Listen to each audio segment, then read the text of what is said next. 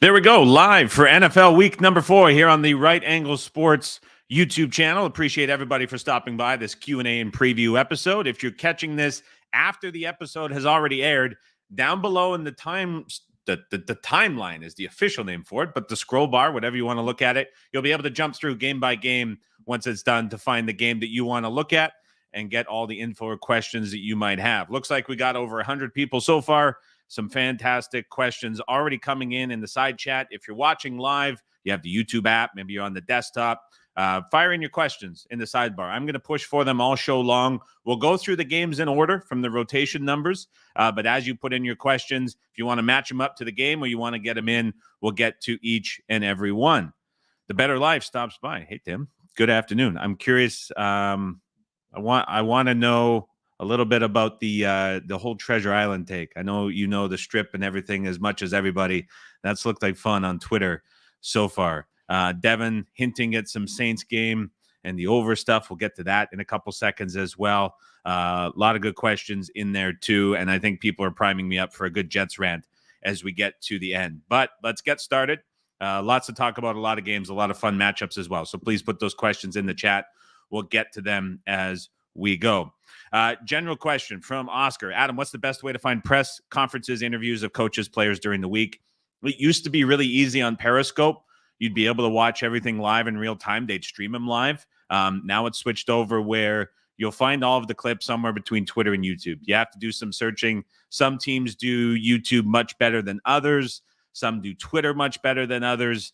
You got to do a lot of bouncing around and looking, searching through teams, coaches, coordinators, things like that. It's all out there. You've got to go and find it. I wish there was sort of a single repository, so to speak, but that's where it's gone now. It used to be so easy, and it was awesome because you could watch them all in real time, but now everything's sort of archived after the fact. So bad answer, but you kind of got to do the work bouncing around to find everything with that.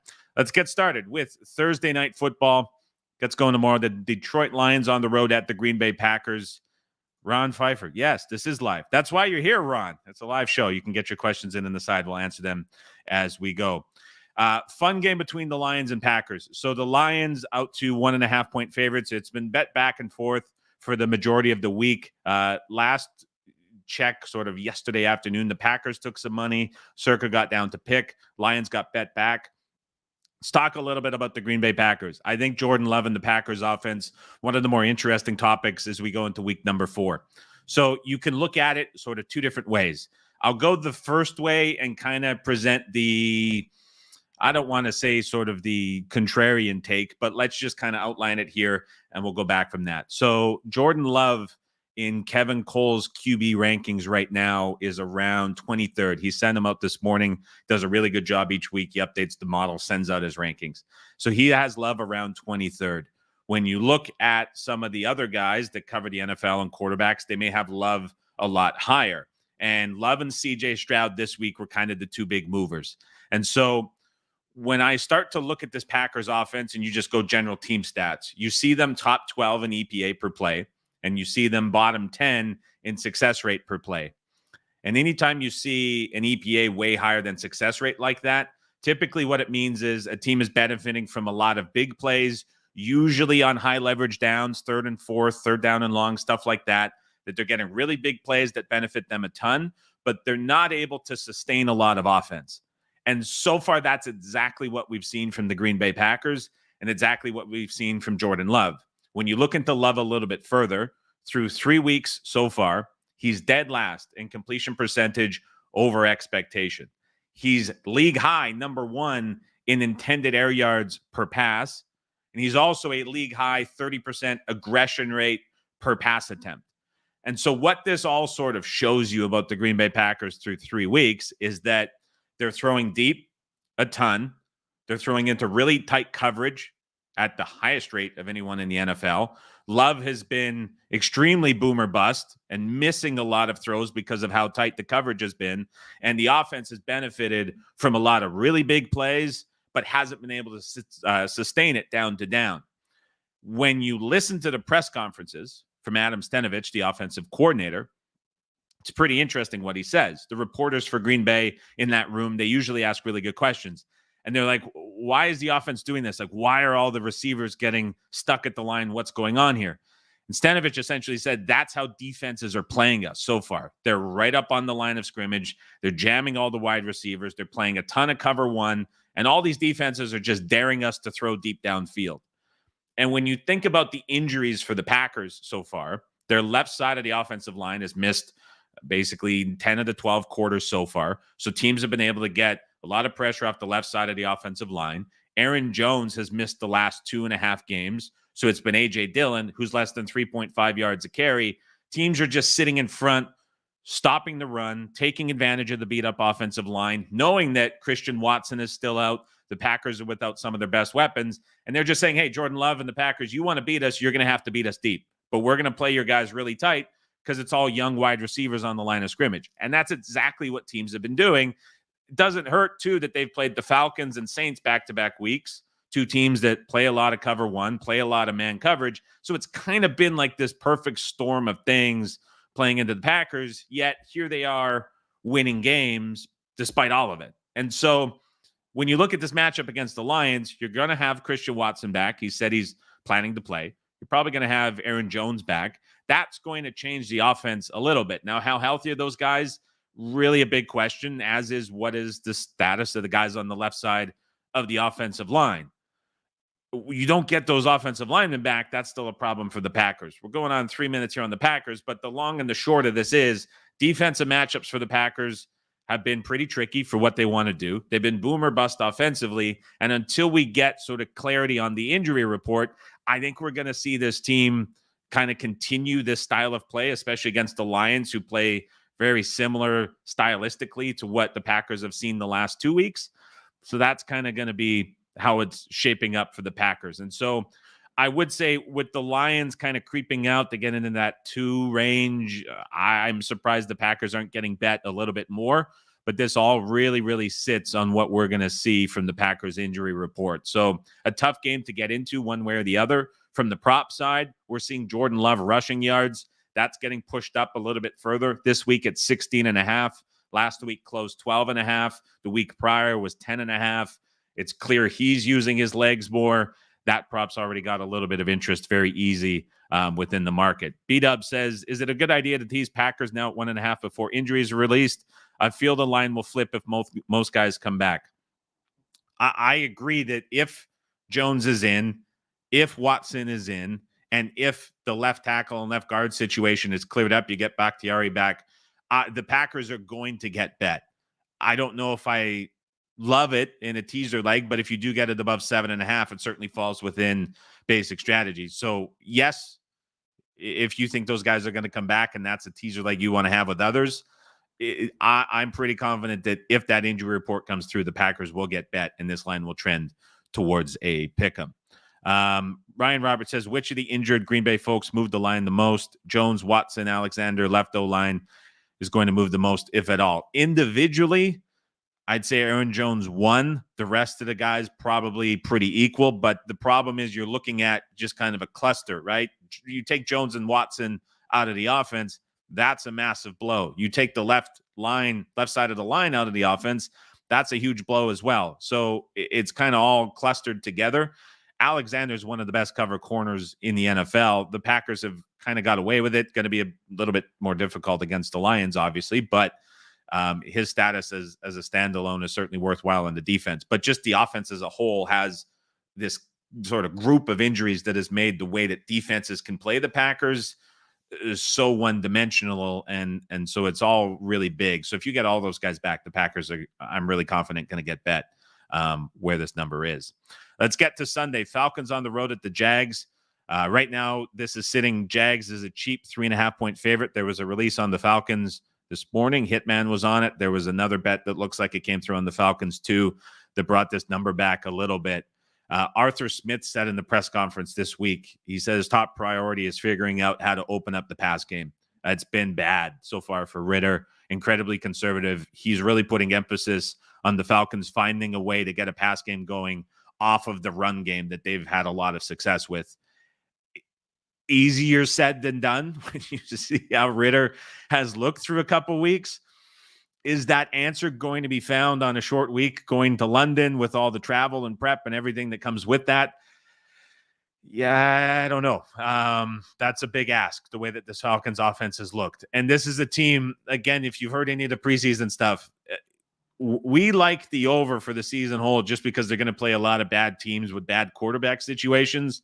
Last week against the Lions and this week against the Jags were 2 of the 4 spots in the first 12 weeks. We were kind of looking at it and be like, this is going to be a tough matchup for Atlanta. So I think that shows through too.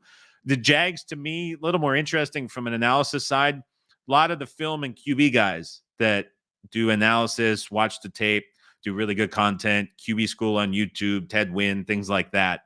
A lot of that group of guys looked at the Jags game last week, put a lot of the blame on the wide receivers. They weren't putting it on Trevor Lawrence for the second week in a row. You think back to the Chiefs game, the Jags scored 9 points. They had 4 different opportunities where wide receivers caught the ball in the end zone, but were pushed out of bounds after they made the catch while they were still in the air. So there's a lot of bad luck and a lot of bad variance for the Jags in the red zone against the Chiefs. Last week, it was just ugly all around. Turnovers, blocked field goals, missed field goals, stalled out drives past midfield, right? It wasn't good in any way. But you saw a lot of drops from Ridley. A lot of the film guys were pointing out some of the routes were off. There's debate between Peterson taking over play calling from Taylor. Did he do that in the second half? This is like the new thing. They did it with Daboll and Kafka when they came back against Washington. That was all denied. And so I don't really buy into that. I think it might happen at some point if this continues to look as bad as it did.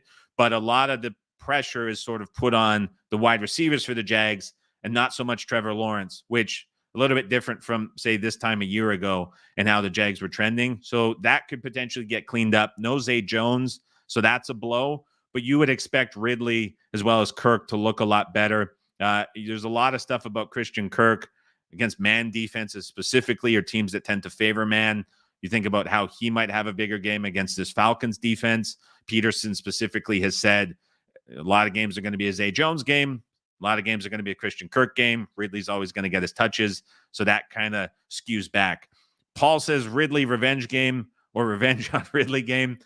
There's like 8 or 9 revenge game angles this week. They seem to be everywhere. I'm kind of, I don't know. I'm a little bit indifferent on this one just because it wasn't really like a revenge situation per se. Like he got suspended for the gambling, which he probably shouldn't have, whatever. That's a separate debate, but it's kind of a different scenario within that. I've found, and I don't have numbers to support this, but just kind of subjectively from props, a lot of the revenge game stuff I feel like has done worse than your typical, like last week, Diggs going back home. He wanted to get more touches. Allen said so. You had a situation like A.J. Brown on Monday night. He went after Jalen Hurts on the sideline, then sort of pushed it through the press conferences during the week where he wanted more touches. I feel like that stuff has done a lot better than the revenge game stuff. And I don't know if this fully classifies as a Ridley revenge game stuff as well. So I'm not sure if I'm jumping into that specifically. Insight says throw the ball downfield. That's how you get the passing game going. I agree. The question is Ridder willing to do that? So far this season, it's been kind of tough. Even when the opportunities are there, he had an interview now, and he was talking about how he wasn't throwing deeper routes to Pitts because he was cutting them off intentionally himself. Like, it's just a weird kind of spot brewing with Ridder. I'm not going to say that Mariota is better. Ridder has, 7 starts so far? Maybe 8. So like we're jumping to conclusions pretty early. This Falcons offense has a ton of talent, but Smith has to get the play calling right. And the Jags defense could absolutely be a team that he does that against. Let's go Dolphins on the road at the Bills. Buffalo, a 2.5 point favorite. We're seeing a 3 at Circa, a 3 at FanDuel. Both of those -05 or even. It's kind of trending that way. 53.5 was the opener. We're now still sitting there for the total. I don't really have like a strong take on this. I guess the most obvious one would be similar to the Chiefs Jags that we saw in week 2, where the Chiefs closed 10.5 point favorites in the playoffs.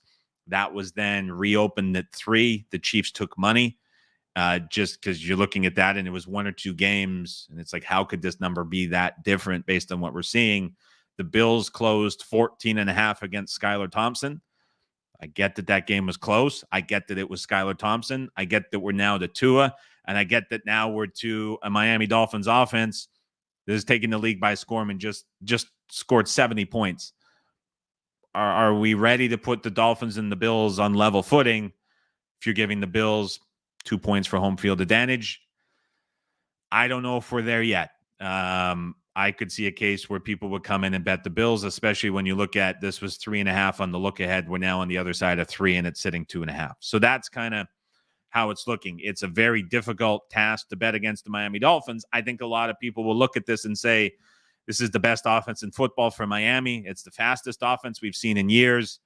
Why would they be getting a field goal on the road to anybody in the NFL?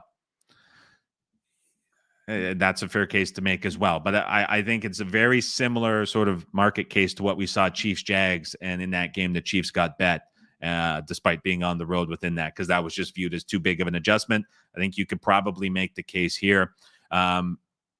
Buffalo defense is strong. Sorry, boss. Looks like John Rahm on the profile picture. Ready for the Ryder Cup. The front seven looks really good.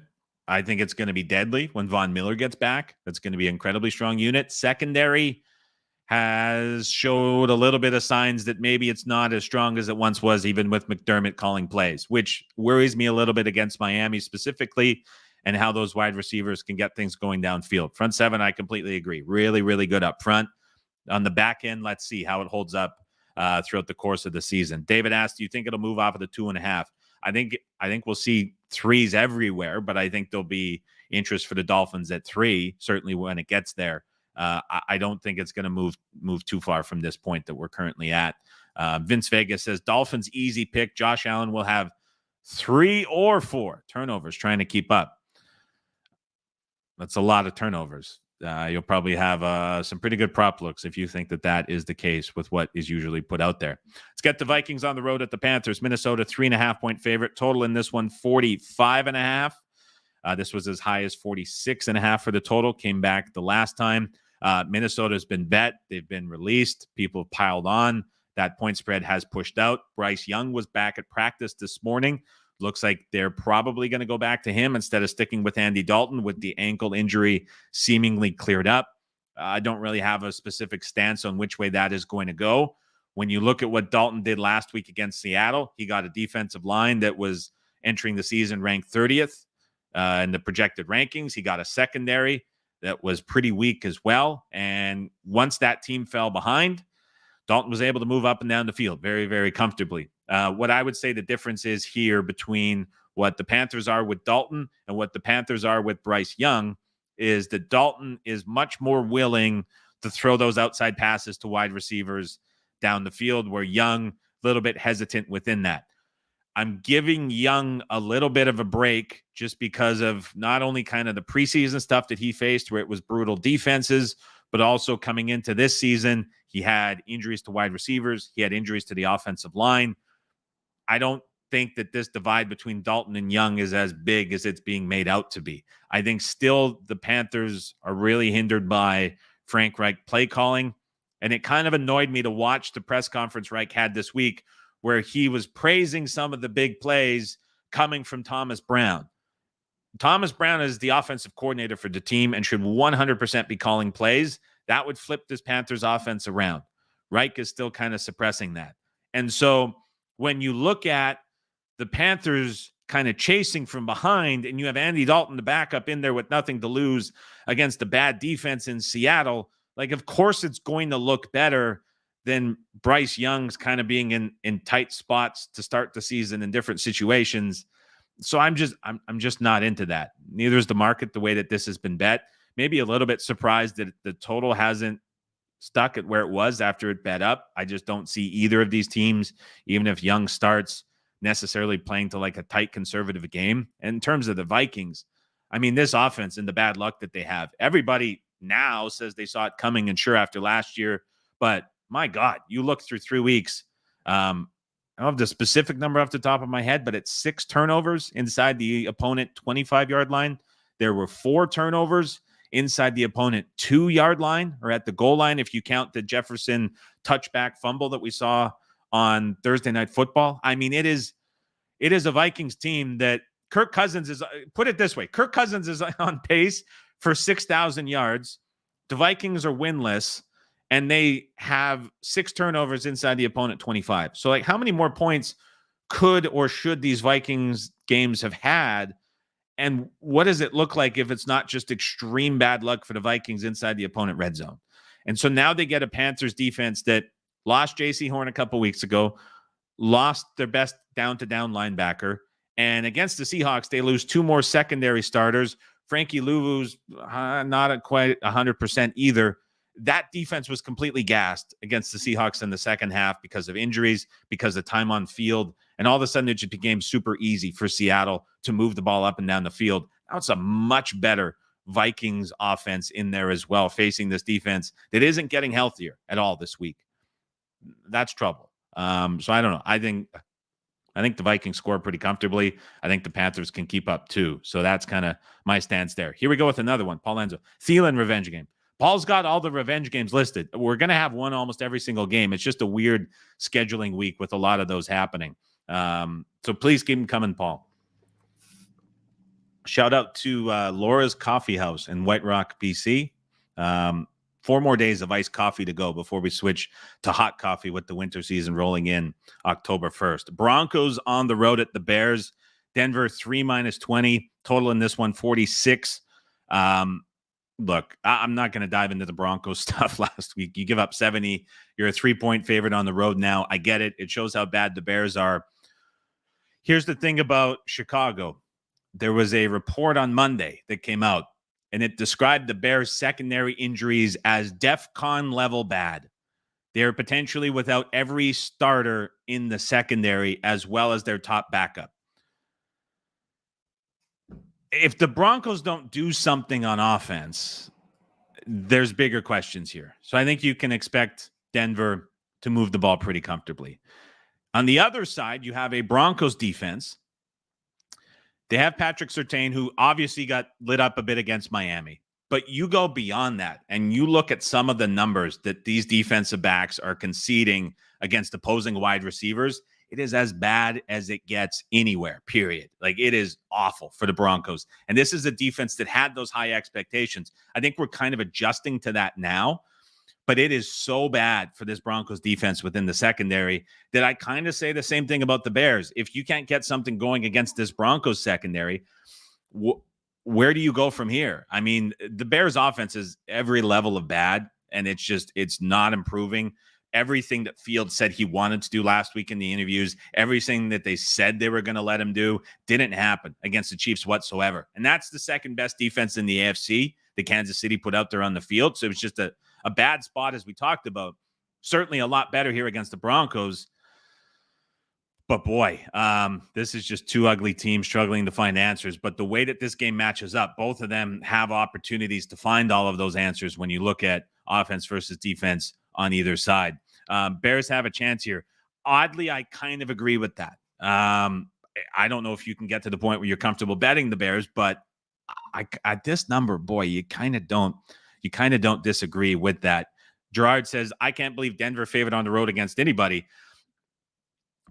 If there's going to be a team that it is, it's the Bears, and this is obviously why. Josiah says you have to go over. These defenses are so bad.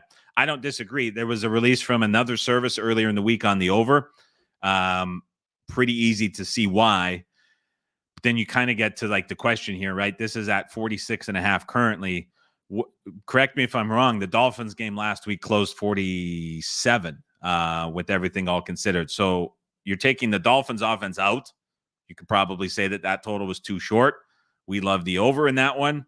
You put the Bears offense in or the Broncos offense in, can you justify the same closing number? Maybe not. So that kind of gives you an illustration of the over as well. Chris Gray smells like an over. Like, I get it, but you're asking you're asking one really bad offense to keep up and do their side of the total. It's a big ask to get much out of this Bears offense as a whole. Ravens on the road at the Browns. This one's really simple. You have a situation where the Ravens are decimated with injuries. Watch the offensive line, Linderbaum and Stanley. I think those are the two most impactful injuries at the moment, because what those two injuries are doing is preventing the Ravens from getting into the full Todd Monken system. Last week, we saw the Ravens revert back to what they looked like in 2022. You essentially had Todd Monken in that game against the Colts running the Greg Roman offense because he had no other choices. You can't do anything at the line of scrimmage. You're down to your 9th running back after all these injuries to Edwards, to Dobbins. You were losing Justice Hill. Like, the injury situation in the backfield's been awful, but it's completely handcuffed Monken from being able to do anything. And so the Ravens are stuck between what they want to be under Todd Monken and what they were, and they're slowly reverting back to what they were because the injuries are preventing them from being what they want to be. And so if you get those guys back on the offensive line, it's a really big step forward into this offense changing. We saw Lamar last week carry the ball 14 times. His rushing attempts total closed 8.5. If you don't have those offensive line guys out there against this Browns defensive front, and you're seeing Lamar at 7.5, 8.5 attempts, that's flying over again. If those guys come back, that'll change things. They can run a little bit more of a traditional offense. Here's what I'll say about the Browns defense and why this offensive line situation matters so much. Think about the Miami Dolphins in your mind right now and how great they've been offensively. They have an EPA number attached to them per play that's incredibly high. The Browns defense, think about how good they've been. This defense has been as good on an EPA per play scale as the Dolphins offense has been. So, right, you flip it around in your head, a little bit confusing to think about, but when you look at the per play level that the Dolphins have played to, the Browns defense has matched that on the other side of the football. So that illustrates how much Jim Schwartz is getting out of this defense and how good this unit is as a whole. And so you think about that unit matched up against the Ravens team, potentially down O-line guys, potentially down guys in the backfield, maybe without Rashad Bateman, their number 2 wide receiver, right? That looks like a really bad matchup.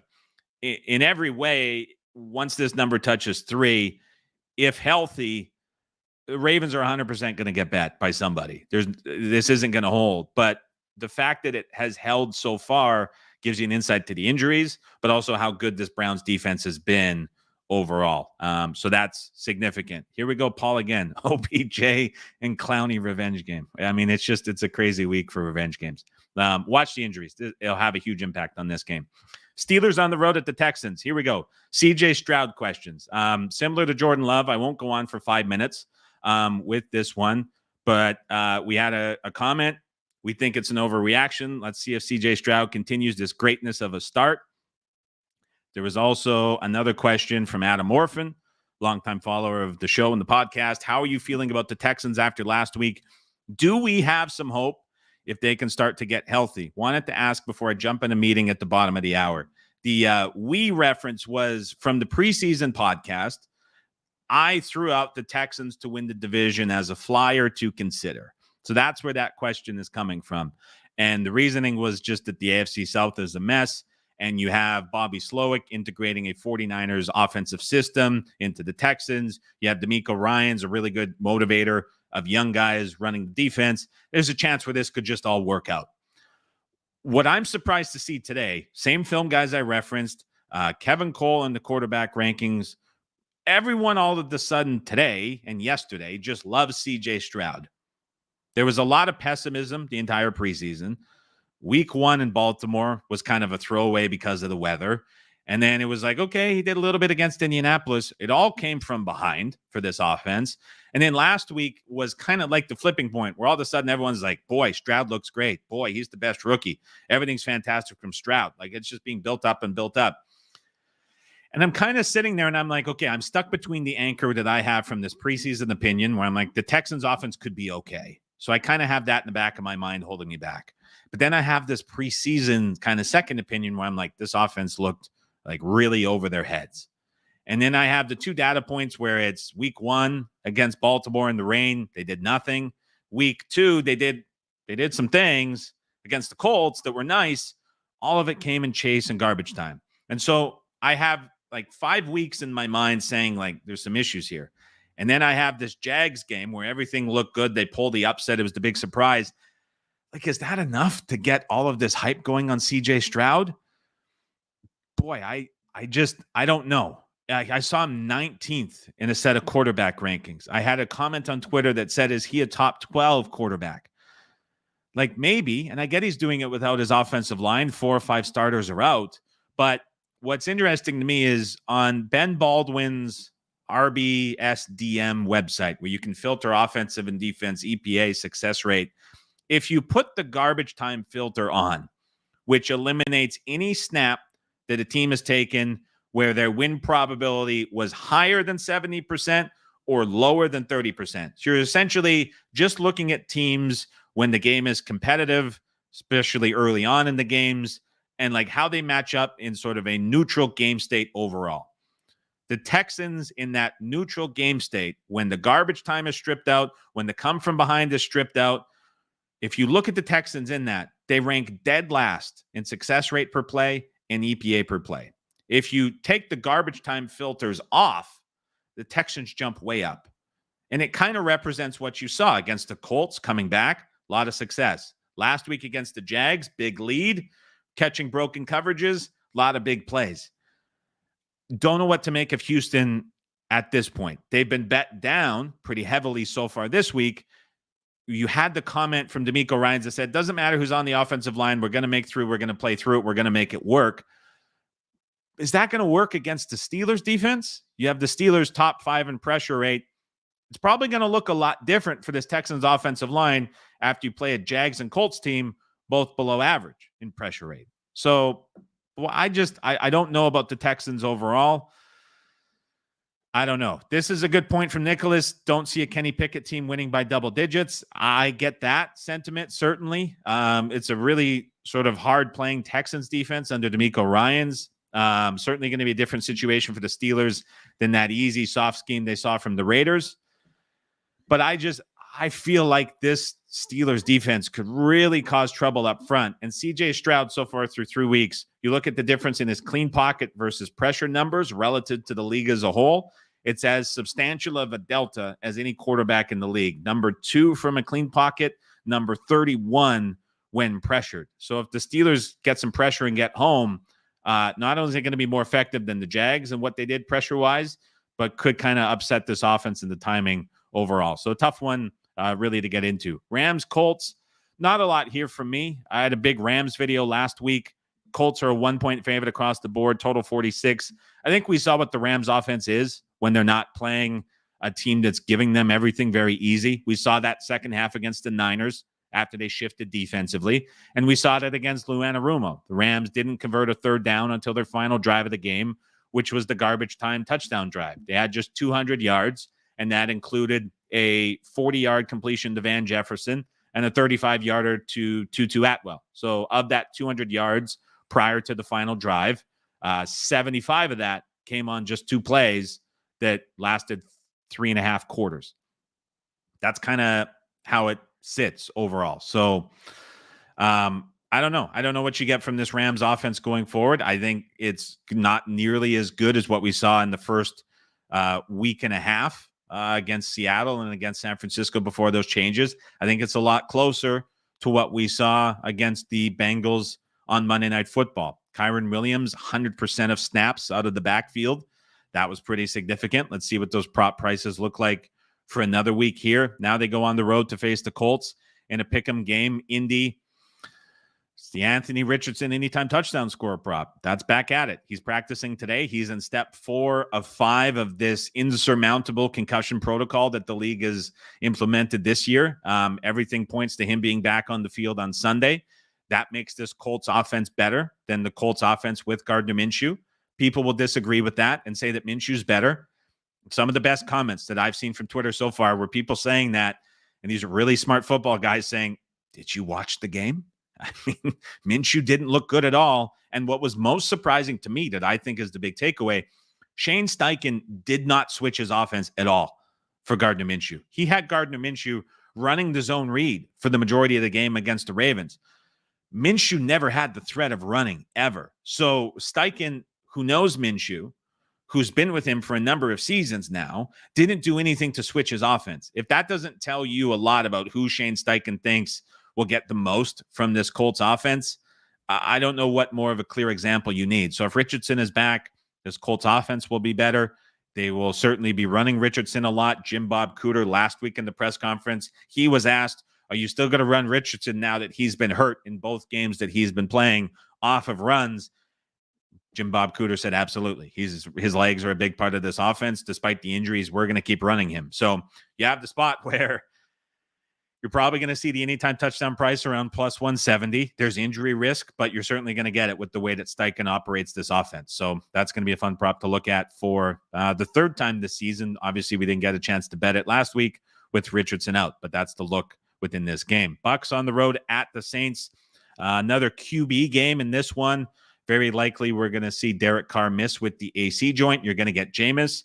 That means something pretty simple for the Saints. More downfield passes, more aggression from the pass game, more volatility overall.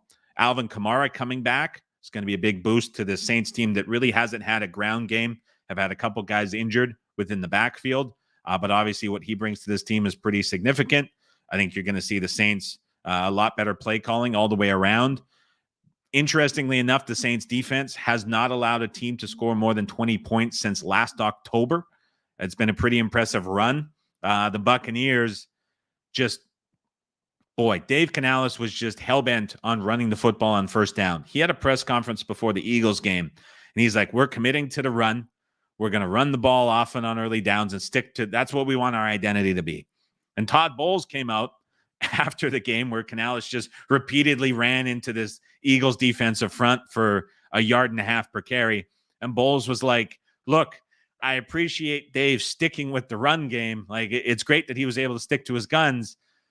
However, we got to find a way to be more productive on offense on early downs. And so it was kind of like but let's see a little bit different. And so if Canales comes out and does the exact same thing against a very good Saints front, probably not going to work out very well. Now, what is Evans going to look like against Lattimore? Are they going to get in another fight? There's a long history between those two. You always get a lot from the Saints defense when facing the Buccaneers offense specifically. But here goes Paul Enzo, the Jameis revenge game. You have the Evans stuff. A big game within the division here. I think we see more points than expected. I think the Saints offense is going to look a lot better. And I think we see the Buccaneers kind of go away from those early down runs, and Baker is a little more willing. But you think about a Jameis Winston versus Baker Mayfield game. What could go wrong? What could go wrong? Commanders on the road at the Philadelphia Eagles. Eagles an 8.5-point favorite. Total in this one, 44. Big thing from Monday Night Football. Eagles secondary gets a lot healthier. Got all those guys back that missed against the Vikings game. I think that showed, first of all, how impactful they are playing on the back end there, but also how good that Vikings offense actually is. So that's a pretty big improvement for this Eagles defense that I still think is going to be a lot worse than what they were last year, just with pieces lost and some of the changes, but certainly a big boost to that secondary with those guys back. Sam Howell has 5 turnover game against Buffalo. Looked horrendous. That was much more like the Sam Howell that the Commanders kind of hinted maybe wasn't ready coming into the season, was some of the wordage used by the head coach and offensive coordinator. That was just a tough and bad spot all the way around for the Commanders at home. Don't know if it looks or gets any better on the road at the Philadelphia Eagles, which would lead me to Nicholas's comment. Big fan of the Eagles and a teaser, getting them under 3, and Washington team total under. Faced one legitimate defense so far and couldn't get anything versus the Bills. Even that, like week 1 against the Cardinals, they couldn't get much. That was ugly for Washington too. So never mind against the good defenses. They haven't done much against the bad defenses either. And so the Eagles, that front against this Washington offensive line is going to be a tough spot for them to navigate. Certainly the Eagles, one thing I'll say, we've seen now a couple weeks in a row, their willingness to run the football when they have a lead, especially within the second half. I know they're covering numbers, 3-0 against the spread this year. They have a long history of covering point spreads. However, it is a tricky team to navigate if you're expecting them to have a bigger lead. Because, I mean, when they had the Monday Night Football, you go back and watch it, it was sub 5 seconds on the play clock, running comfortably, letting the offensive line dominate, no urgency, just casually moving it down. And even to the point where Todd Bowles, under 2 minutes, it was 2:55 left, actually, he just gave up on calling timeouts. He's like, we can't get a stop here. Our defense is being dominated. And they just let the Eagles run out the game. The Eagles tried to do something similar against the Vikings and just got a little bit unlucky. But when you think about the Eagles organization, how smart they are, how sort of ahead of the curve they are with game decisions, there's a real emphasis that you're seeing from them with leads to get out of games quickly. And they just completely deflate these games in the second half if they have a lead. And so as these point spreads creep up a little bit, it's getting kind of tough when you're looking at laying those big numbers. So teaser-wise, I get it, but that's something to watch for too. Backfield situation, when Swift has holes the size that he did to run through against the Bucs, he's going to look great. People were calling for him to play all that time in Detroit, didn't have the offensive line in front of him. Now it's just easy for him. So I think off the last 2 weeks, you're going to see him get more carries rather than Gainwell getting put back into the offense. So that's something to watch from the prop perspective. Both of those guys were split, closed in the mid-30s on Monday Night Football. Let's see how books handle it this week. Bengals on the road at the Titans. Not a lot of thoughts here. Titans defense, pass funnel, as big of one as there is in the league right now. You really struggle to run the football up front against them, to the point where we've seen teams week 1, league leader in air yards, league-wide, 32 quarterbacks. Derek Carr, he faced the Titans. Week 2, league leader, tongue twister, faced the Titans. Deshaun Watson faced the Titans last week. Best passing game as a QB of the Cleveland Browns. Air yards through the roof. Everyone's trying to throw deep on this Titans defense. They're going to keep doing it every single week. The question is, with Burrow's limitations and his leg issues, one, are the Titans going to switch a little bit of their coverage rather than doing the same thing? Rams played extremely soft, tried to keep everything in front, conceded those passes. It took 2.5 quarters for Burrow to really get comfortable, for the offense to adjust, for them to start moving Chase around. Are the Titans going to try to do that and just hope that over 10, 12, 14 play drives down the field, the Bengals make a mistake, which the Rams got away with for a lot of that game? Are the Titans going to try to do that? Or are they going to do what they've done in the first 3 games, which begs the question, can Burrow hold on to the ball long enough in the pocket if he needs to extend plays a little bit to take these shots downfield that quarterbacks in week 1, 2, and 3 were all able to do? Depending on how you think about that, that's going to lead you to figure out what you want to do with props in this game, and probably going to lead you to figure out what you want to do when it comes to betting the side or the total within this game. Derrick Henry getting out-snapped by Spears by a considerable amount. What's his usage going to look like against this Bengals defense, especially if you think this is a bit more of a competitive game and a closer game? So a tricky one from a side and total perspective. But a good one to look at from props, potentially, based on how you think the Titans defense is going to perform. A lot of talking here on a Wednesday morning. Please keep the questions coming. Got about another 15 minutes to go here. So if you have any questions, please fire them into the chat. Raiders on the road at the Chargers. The Jimmy G news seems like he has a better chance of playing than what it looked like earlier in the week. Still, with this concussion protocol and the steps that are implemented, it's really tough to clear, especially the week of, with this return to play protocol. We have to progress through each of the 5 steps.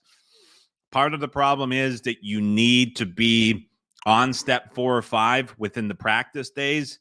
And so that kind of kills you late in the week. You have to verify aerobic activity. You have to demonstrate like your cognitive skills on the field within the practice. So it's not only a more strict protocol, really, because of mostly what happened with the Tua situation a year ago, but it's also now throwing like a timing element into the mix, which is making it a little bit difficult for teams to navigate, especially if guys kind of push back later in the week. There were questions about Aiden O'Connell starting. Everything that the Raiders have said so far is that this would be a Brian Hoyer game and not an Aiden O'Connell game. And so we saw the market kind of move right after the Jimmy G news, and we saw kind of this number sit within sort of a straddle based on that. If Jimmy G is out and this is a Hoyer game, you probably see this push back up above 6. if Jimmy G is in, he's playing with some of the concussion issues, you'll probably see this trend back towards 4. My one thing with this injury specifically is it wasn't clear and obvious. If you think about the Richardson injury, for example, you saw the hit, you saw the head bounce off the turf, you saw the eyes roll back, right? It was like, okay, that's a serious hit. Same thing with Jacoby Myers, week 1. With Jimmy G, they don't know where it happened. And it wasn't on that play for roughing the passer in the 4th quarter. So we don't know necessarily the severity. And so that's just kind of one thing that I would throw out there in terms of maybe if there's a guy that's going to clear it for the first time within a week, it could be Jimmy G, just because we don't know the severity. And he finished the game. So something to think about. This number's trended back a little bit. Let's see where this goes. The total certainly being bet under. That was a very high number as it is, Jimmy G or not on the field. Pat's on the good question here from Devin before we go. Has anyone got a concussion this season return the following week? Someone would have to go through and look that. I'm pretty confident the answer is no. I think Garoppolo would be the first. If someone else has something on that, I'd like to know. I tried to go back and look yesterday and I just ran out of time. But off the top of my head, there's nobody that got hurt and then returned the week or like the next game after who got put into the 5-step concussion protocol. So keep an eye on that too. It's just really delayed, and I really think it's a big Tua thing overall. Luke with the backhanded compliment. So that's nobody's believing that anyone would be here for that particular reason whatsoever. Injury for Richardson. Brian said he popped up and celebrated immediately. He popped up, celebrated immediately, then self-reported, went into the blue tent, and was ruled out like 2 minutes later. So that's something there. One more question. Kent back the Raiders here. Justin Herbert emerging while Brandon Staley making it hard for him. Got to support the Chargers here. I would be with you as well on that one, but I wouldn't be running to bet it at the current number of 6. If it gets a little lower, maybe you can consider Chargers, maybe more so looking to props within that game. When you think about the Raiders and how much they concede against the run, we might see the Chargers go back a little bit to week 1, especially without Williams, and look a little bit more to Josh Kelly. Austin Eckler, the Chargers have the bye coming up. I don't think he's going to be back, so it could be a Kelly game. Sawyer Marsh, cheers for doing these, Adam. Lots of great insights. Thank you very much. Let's finish off here. 4 more games to go. Pats, Cowboys, 6.5 for Dallas, showing at a couple places. I'm surprised a little bit by that, to be quite honest. I thought this would hold at 7. Now that it's coming below the 7, it's interesting.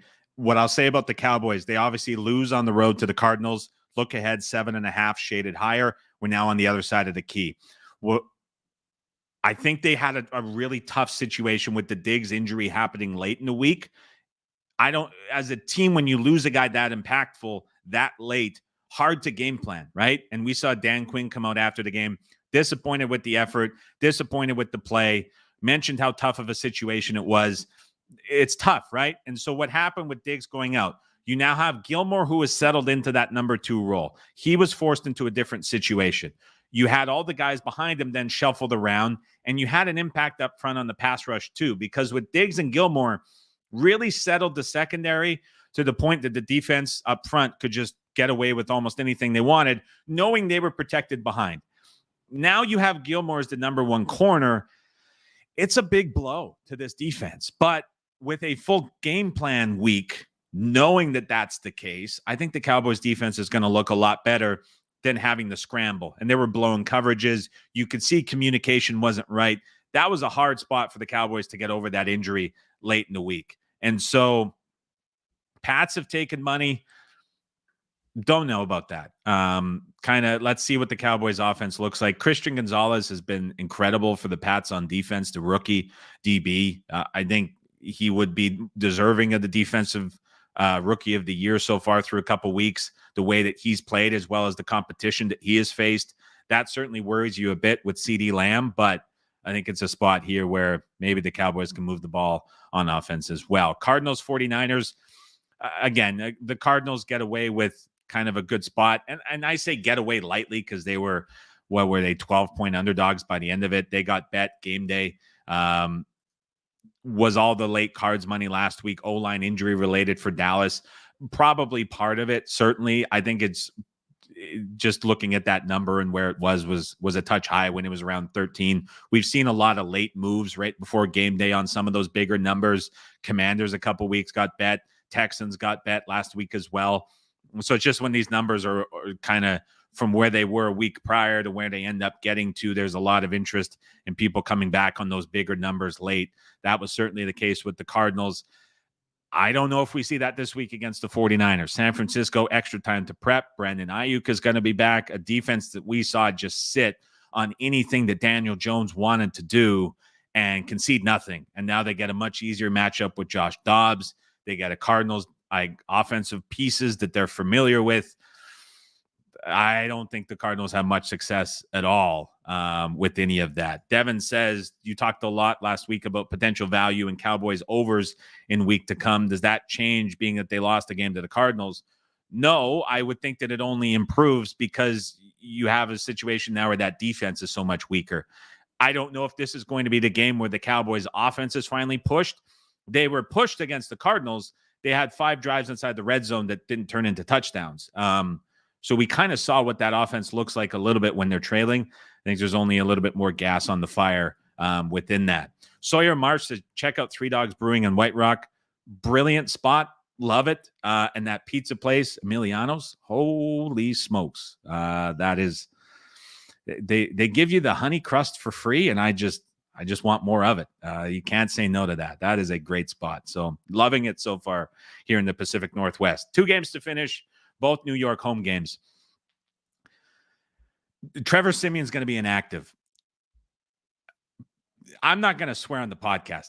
That was just, to me, it's a dumb move by the Jets. And I think that these rumors that came out last night about some of the defensive guys losing trust in Robert Saleh, this actually came from a credible source. Boy, when you think back last year in November, it was October, actually. Pardon me. Zach Wilson had the game against the Pats where he came out and they said, did you feel like you let your defense down? Zach Wilson said no. They scored 7 points against the Pats. Now the Jets in the offense with Wilson are embarrassed again against New England. You have the outburst from Michael Carter. You have the outburst from Garrett Wilson. You have the defense after the game is done throwing more jabs at Zach Wilson. And for Robert Saleh to go from a year ago, we're going to bench him. He's bad for the locker room. We want to move on. Any quarterback is on the table as an option, right? Like it just pisses me off so much that now you're in a spot where Robert Saleh completely does the 180. There was so much optimism coming in, not just because it was Aaron Rodgers, right? But because there was actually hope. There was actually hope that a coach for the Jets was doing the one thing that he said he wanted to do, followed up on it, got a huge signing, and you saw all of these young guys buy in, part because it was Aaron Rodgers, but the other part was because it wasn't goddamn Zach Wilson going under center, right? And so it's like, this is different. It's going to work. And for Robert Saleh to completely 180 and be like, Zach's our guy. We're not going to give up on him. We're going to push through. Like, I know there was rumors last year they wanted to develop him, but develop him into what? It's not getting better. The same teams are dominating him. He's doing nothing. The offensive guys are angry on the sideline. The defense is now going after the coach. And this one stable sort of hold together force that you had in Robert Saleh on the sideline to where he could keep these young guys together, get a lot out of them, is slowly fading week by week by week by week after the injury. What you had in that win on week 1 that you could possibly harness and carry over is just getting sucked out of this team by stupid Zach Wilson, who does nothing. If you sort the league since 2021 in EPA per play for quarterback, it's a terrible thing what happened to Dwayne Haskins. It is incredibly sad he passed away. His EPA per play is still higher than Zach Wilson when you look at quarterbacks for the last 3 years. Zach Wilson, it's terrible to say, he's behind a guy that's no longer with us for stats. And Robert Saleh wants to keep starting him and pushing forward with him. Like, what is this offense going to do? There's no answers. And so not only do you have this offensive line that is barely clinging together and holding up front, right? And just surviving week after week after week. But you have now just completely taken everything out of this offense. And now you get the second best defense in the AFC at home and the Chiefs coming to town. Like, what's going to be better? What is going to be different? Nothing. is going to change for this Jets team? And the answer is Trevor Siemian, a guy who a season ago was with the Jets and couldn't get any starts as it was. And when he did try to get the start, all of a sudden there was a random oblique issue that limited how much he could play. I forget who, I think it was the Bengals in that spot. So it's like good grief. So you have this switch. You have the locker room falling apart on both sides. You have Zach Wilson doing nothing for this offense. You have a defense for the Jets that is now underperforming. I think, first of all, for just distaste and being angry about how things are going, where it's falling apart, and like what people were betting on with this Jets defense to hold the team together, it's not there anymore either. And now you get the Chiefs offense coming in, and it's like, where does this go? So it's all bad. Let's see if people bet on the Jets defense for the third week in a row, thinking it can be tight, keeping it within the number. Yeah, it's all bad. It's all bad all the way around, and Siemian is absolutely not the answer. Total getting buried under makes all the sense in the world with how good this Chiefs defense is. I don't know. Adam, being a Jets fan, is going to raise alerts. You pick a team when you're young, you stick with it through the good and the bad, and it went from very, very good to very, very bad in the span of 3.5 weeks. Blood pressure is good. I have no stress, but certainly it's just, man, I tell you, it's frustrating. Seahawks on the road at the Giants. Giants get Andrew Thomas back, a massive boost for the offensive line. We'll see about Barkley. I think it's a stretch that he's going to be out there after the high ankle sprain. You just don't see running backs come back from that quickly. But Thomas on the offensive line, also going to get their left guard back. So it'll be the first time all season the Giants have had an offensive line. We saw how much they struggled against the Niners. Daniel Jones couldn't hold on to the ball because he had no time to do so. The Niners were in the backfield every play. They weren't blitzing. They were sitting 7 guys back in coverage. It was hopeless for what Jones had. Going to look a lot different. Not only is the Seahawks defense much worse than what Jones has faced with any team this season, but also what we saw on Thursday Night Football. But with guys back on the offensive line, this offense is finally going to be able to run near 100%. I think the Giants' offense looks a lot better. I think it's a big bounce back spot for them. In terms of the Seahawks, you think about what it was last week, right? Fairly competitive to start. The Panthers suffer a ton of injuries. Defense gets weakened. I know it's back-to-back 37-point performances for Seattle, and everybody's happy again about this offense, but last week they just got so much of a benefit from those injuries for Carolina that you kind of have to take a little bit away about how good that offense looked at times. And going on the road to face the Giants cross-country Monday Night Football, I think it's a good spot for the Giants as a whole all the way around. So I think this is the best we will have seen the Giants offense look all season. It's the easiest defensive opponent. It's a step back. Those pieces are back. Good spot all the way around for New York as a whole. So that is how I would look at Monday Night Football. A couple minutes left. Let's finish up with some questions. Joe Namath is fed up. You know, I get he's a legend. I get he won the Super Bowl. I can't take much of what he says serious now anymore. The same thing goes for a lot of the announcers on TV that are in their 60s and 70s. Man, who cares what Joe Namath says at this point? I'm sorry to disregard a legend, but like he's borderline senile now when you listen to him. So I'm not really running to back his side in that one. I don't know about that one. Do we know who threw a football do we know who threw a football at his head? So at practice, a Jets player threw a football at Robert Saleh. It sparked the fight. I don't know who it was specifically. The articles say it was someone on defense.